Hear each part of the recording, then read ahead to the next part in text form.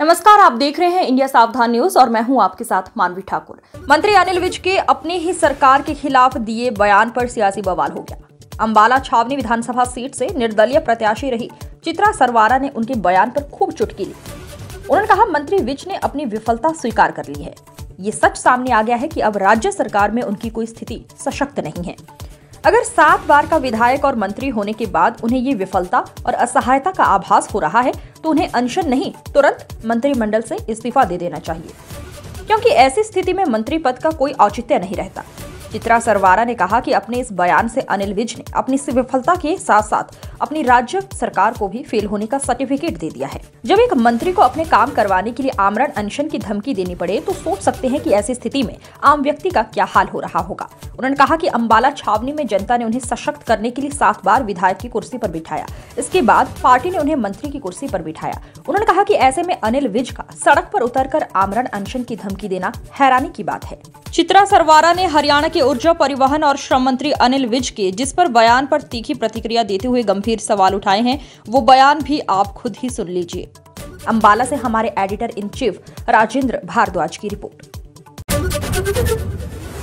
Grievance committees में शायद मैं नहीं जाया करूँगा, क्योंकि हमारे देशों की पालना नहीं होती, अधिकारी हमारे काम नहीं करते।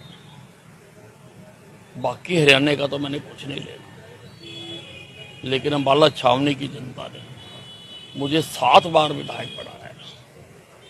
इनके कामों के लिए अगर मुझे आंदोलन करना पड़ेगा मैं आंदोलन भी करूंगा, और अगर डल्ले वाले की तरह मुझे आमरण अनशन रखना पड़ा मैं वो भी रखूंगा। अनिल विज जी ने अपनी एक स्टेटमेंट से न केवल अपनी नाकामियों पर स्टैंप लगाई है, कहीं ना कहीं वो अपनी सरकार को भी आज फेल का सर्टिफिकेट दे रहे हैं।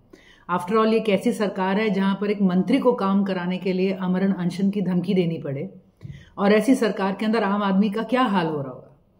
हम अनिल विज जी से यही कहेंगे कि आपको काम करने की ताकत देने के लिए अंबाला की जनता ने 7 बार आपको विधायक की कुर्सी पर बिठाया और आपकी पार्टी ने आपको मंत्री पद दिया, मंत्री की कुर्सी पर आपको बिठाया।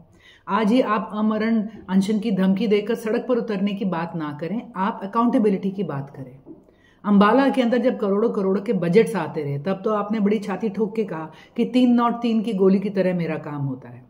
हम भी आपके आगे आवाज उठाते रहे इतने सालों से कि जो करोड़ों आए हैं ये गए कहां हैं। ऐसा क्यों है कि अंबाला का हर प्रोजेक्ट जो है 3 गुना समय सीमा और बजट को लांघ के आगे जा चुका है। आपने उसकी तरफ तो कभी भी ध्यान नहीं दिया। आज आप कौन से काम की दुहाई दे रहे हैं?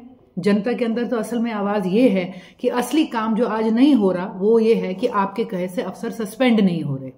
जो सस्पेंशंस आप जनता दरबार में करते थे, जो सस्पेंशंस और लोगों का अपमान आप अपनी ग्रीवेंस कमेटी मीटिंग्स के अंदर करते थे, तो आप कौन से काम की बात कर रहे हैं? किससे असली शिकायत कर रहे हैं और असली मुद्दा क्या है? हम चाहेंगे आप उसके ऊपर ध्यान दें। अंबाला में करोड़ों का बजट आया है, ये खाया किसने है? एक आमरण अनशन आप इसके ऊपर दीजिए, तब तो कोई बात बनती है। नया पैसा लाने के ऊपर और सस्पेंशन की लड़ाई मत लड़िए जनता के दिए हुए अधिकारों के ऊपर।